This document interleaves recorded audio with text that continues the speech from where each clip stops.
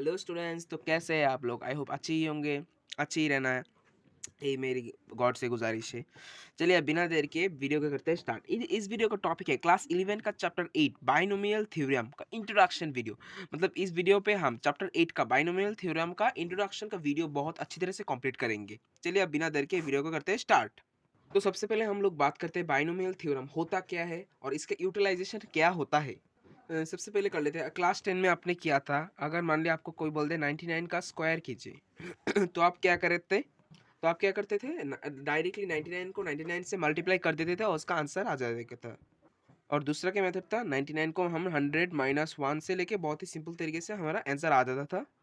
दूसरा आप कर लिए, आपको अगर कोई बता दे 98 का क्यूब करना है, तो आपको क्या करना है? 100 माइनस 2 करना है और उसका होल क्यूब करना है। मतलब ए माइनस बी होल क्यूब, इस यहाँ पर ए माइनस बी होल स्क्वायर का और यहाँ पर ए माइनस बी होल क्यूब का फॉर्मूला यूज़ करना है और वो वैल्यू पुट करना है और आपका आंसर आ जाएगा। अगर मैं आपको बोल दिया कि 98 का पावर में 4 है, इसका आंसर वैल्यू पुट करो, तो आप क्या करेंगे? 100 माइनस 2 और पावर पे 4 दे देंगे। पावर 4 का तो आपको कोई भी आइडेंटिटी पता ही नहीं है, आइडेंटिटी तो आपको पता ही नहीं है, तो आप कैसे सोल्ड आउट करोगे?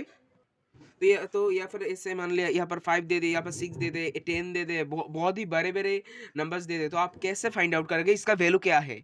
मतलब इस तरीके की जो प्रॉब्लम है, इसको सॉल्व करने के लिए हम इस्तेमाल करते हैं क्या? Binomial theorem. मतलब इस वाले प्रॉब्लम को सॉल्व करने के लिए हम बाइनोमियल थ्योरम को यूज करते हैं। अब इस पे और इस पे मतलब किसी भी तरीके से बाइनोमियल थ्योरम यूटिलाइज कैसे करना है, हमें ऐसा सीखना है। बाइनोमियल थ्योरम को हम कैसे एक्सपेंड करते हैं?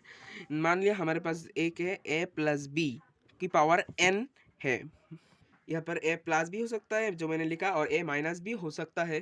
पहले मैं a प्लस बी को एक्सपेंड करना सिखाता हूँ मैं आपको। मतलब इसे हम कैसे एक्सपेंड करेंगे, तो मैं लिख लेता हूँ।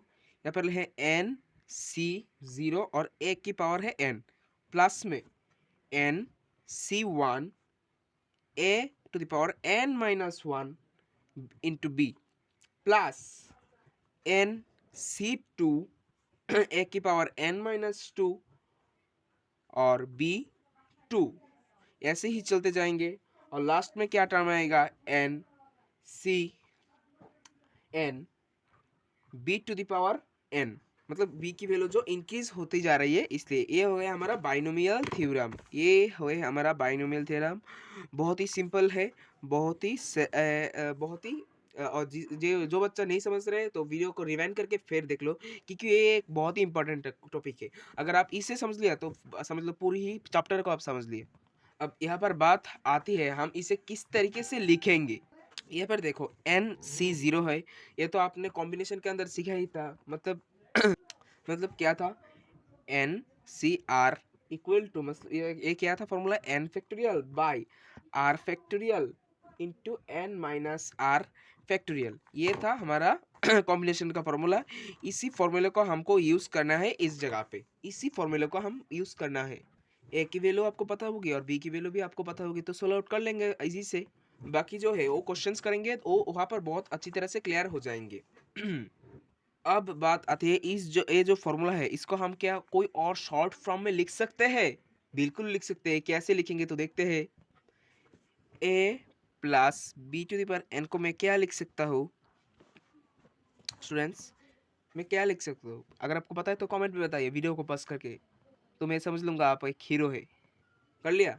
तो आप देख लो, यहाँ पर देखो शाम का मतलब प्लस है, सम है, तो हम यहाँ पर क्या लिख लेंगे? समेशन लिख लेंगे हम। अब जो भी वैल्यू बार बार चेंज हो रही है, अब जो भी वैल्यू चेंज हो रही है बार बार, उसकी जगह कोई एक वेरिएबल मान लेंगे जो भी आप लोगों का दिल करे।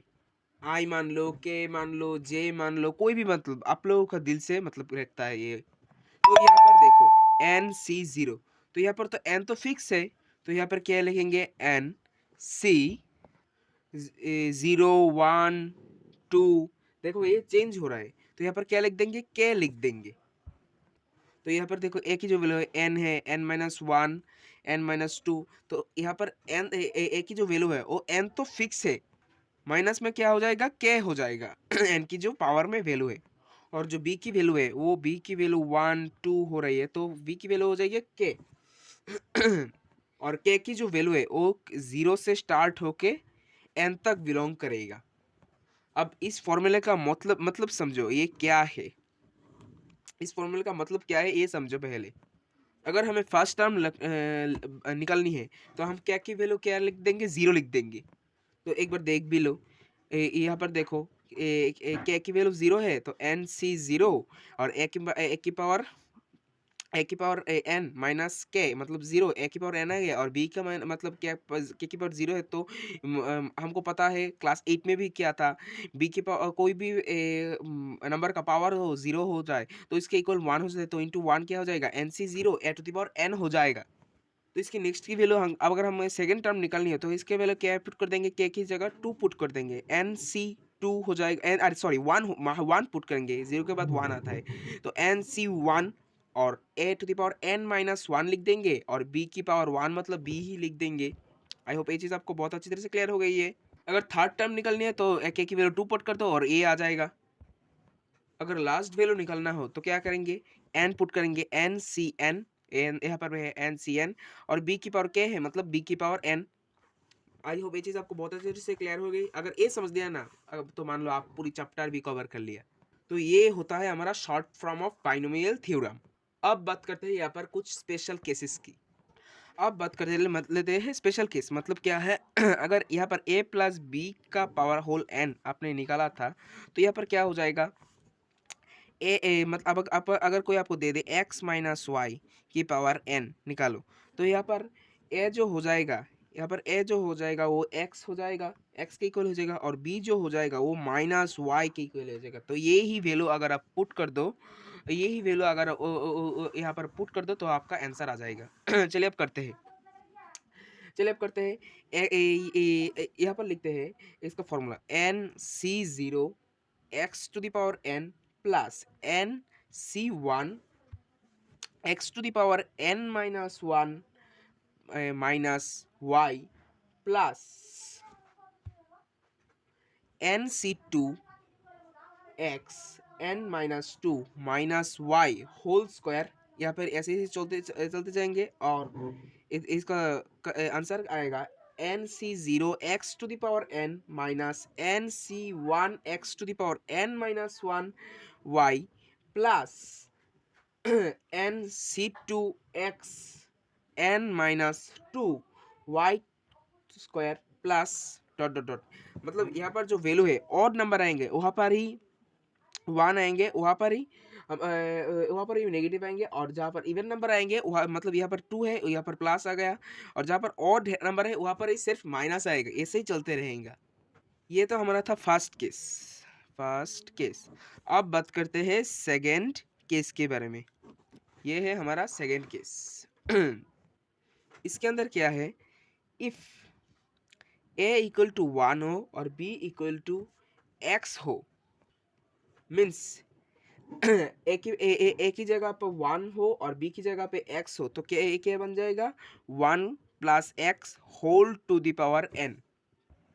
इसको अगर एक्सपेंड कर लिया तो ये क्या हो जाएगा, एन सी 0 प्लस एन सी 1 x plus n c 2 x 2 plus dot dot dot ऐसे ही चलता रहेगा। आई होप ये चीज़ आपको बहुत अच्छी तरह से क्लियर हो रही है।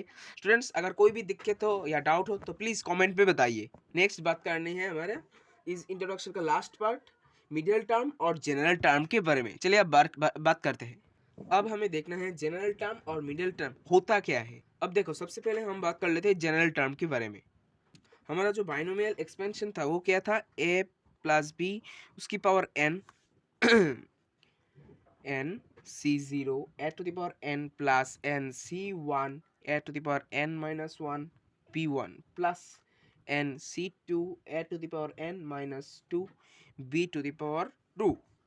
बहुत ही ईजी है, अगर आप इस फॉर्मूले को 2-3 बार लिख लेते हो तो आपका अंदर में घुस जाएगा, लेकिन धीरे धीरे डेली प्रैक्टिस करना पड़ेगा तभी आप इसको सॉल्व कर पाओगे। और इतना बड़ा फॉर्मूला समझने के लिए एक बार आपको कॉन्सेप्ट समझना है। चलिए समझते हैं। मतलब जो फर्स्ट टर्म है उसमें हम 0 यूज़ करेंगे, सेकेंड टर्म में 1 यूज़ करेंगे, थर्ड टर्म में 2 यूज़ करेंगे, मतलब सब जो वैल्यू एक एक कम करके हम यूज़ करेंगे। इस तरीके से हमारी टर्म्स जो है वो बनती जा रही है। बस आपको ध्यान कर रखना है, हमारी जो जनरल टर्म होगी ना, general t of r plus one th term. T का मतलब है टर्म और आर प्लस वन का मतलब है आर प्लस वन एथ का टर्म। अगर मान लिया कोई आपको थर्ड टर्म बोल दे, अगर आपको कोई थर्ड टर्म बोल दे तो ये क्या हो जाएगा, 3+1 मतलब फोर्थ टर्म हो जाएगा। ये हो गई हमारा जनरल टर्म। आई होप ये चीज़ आपको बहुत अच्छी तरह से क्लियर हो गई है। बाकी जो है वो क्वेश्चन पे समझ आएगा। और यहाँ पर एक बात समझ लो, हमारी जो r+1 टर्म जो होगी उसको हम कैसे लिखेंगे। देखो अगर मैं आपको पूछ लिया कि इस बाइनोमियल एक्सपेंशन में कौन सा है सेकेंड टर्म, तो आप क्या बताओगे। मैं तो श्योर हूँ तो आप इस पे ही जाओगे। नाम जो है वो सेकेंड टर्म है, लेकिन यहाँ पर जो है एक एक वैल्यू कम यूज हो रहा है। ये थर्ड टर्म की बात करो तो यहाँ पर 2 लिखा है, लेकिन एक ये थर्ड टर्म है, तो यहाँ पर के एक एक वैल्यू जो वो कम यूज हो रही है। तो अगर मैं यहाँ पे r+1 टर्म की बात करूँ तो यहाँ पर क्या बन जाएगा, NCR a की पावर n माइनस r b to the power r बन जाएगा। r+1 टर्म पूछी थी हमको, एक एक वैल्यू कम कर दो आप, और यहाँ पे r+1 से एक माइनस करेंगे तो क्या बचेगा, r बच जाएगा। तो यहाँ पे जो भी वैल्यू चेंज हो रही है, यहाँ पर जो भी वैल्यू चेंज हो रही है, यहाँ पर जो क्या है r पुट कर दिया, ये आ गया हमारा जनरल टर्म। ये है हमारा जनरल टर्म आ गया। बाकी सब क्वेश्चन के अंदर करेंगे। यहाँ पर जो है हम क्लियर इमेज दे रहे हैं, बाकी सब क्वेश्चन के अंदर कर देंगे। अब बात करते हैं मिडिल टर्म की। मोस्ट इंपॉर्टेंट चीज है मिडिल टर्म। अब ये मिडिल टर्म होती क्या है, मिडिल टर्म चीज होती क्या है, एग्जाम्पल के साथ सीखेंगे, बहुत अच्छी तरह से सीखेंगे। अगर मान लिया आपके पास n इवन हो, अगर हमारा पावर जो है वो अगर इवन हो तो हमारा मिडिल टर्म कैसे निकलती है, middle term is n/2 + 1 term. इसको हम कह देंगे हमारा मिडिल टर्म। अब इसका एक एग्जांपल भी देख लो। मान लिया आपको पास आपको कोई कह दिया x + 2y की पावर 8 है। इसको बाइनोमियली पहले एक्सपेंड कर देंगे, तो उसके बाद हमें पूछे तो इसकी मिडिल टर्म क्या होगी, तो क्या होगा। तो x + 2y की पावर क्या है, ये वो है n। कंपैरिजन करो तो an = 8 आ गया। 8 हमारी इवन पावर है, तो हमारा मिडिल टर्म क्या आ गया, मिडिल टर्म क्या आ जाएगा, 8/2 + 1 टर्म, मतलब क्या आ जाएगा, फिफ्थ टर्म आ जाएगा, फिफ्थ TERM, तो फिफ्थ टर्म आ जाएगा। अगर मान लिया इफ n = ऑड नंबर हो तो क्या होगा, तो हमारा जो मिडिल टर्म होंगे तो वो दो होंगे, हमारे दो टर्म होंगे मिडिल टर्म। वो है m टर्म = n + 1/2 टर्म, और n + 1/2 प्लस और 1 कर देंगे, ये हो गया हमारा दो टर्म। अगर ऑड नंबर है तो हमारा मिडिल टर्म दो निकल आएगा। कैसे होंगे देखो, आप हमारे पास है x + 2y की पावर है 7, ऑड वैल्यू हो गई, मतलब इसका आंसर क्या हो जाएगा, मतलब 7 + 1/2 टर्म, मतलब फोर्थ टर्म हो जाएगी। और n + 1/2 + 1 टर्म, ये क्या हो जाएगी, फिफ्थ टर्म हो जाएगी हमारी। आई होप ये चीज़ आपको बहुत अच्छी तरह से क्लियर हो गई है। I hope you will clear the introduction video, the chapter 8 binomial theorem. अगर आप इस वीडियो पे नए हो तो चैनल को कर देना सब्सक्राइब, और वीडियो को लाइक नहीं करना। मैं वीडियो को लाइक नहीं, मैं इतना ही बताऊंगा, प्लीज़ आपके दोस्तों में इस वीडियो को बहुत अच्छा शेयर कीजिए प्लीज़। और मेरी इंग्लिश थोड़ी सी गलती है, इसको काउंट मत करना। अगर आपको कोई भी डाउट है तो प्लीज़ कमेंट में बताइए। मिलते हैं अगली वीडियो पे, तब तक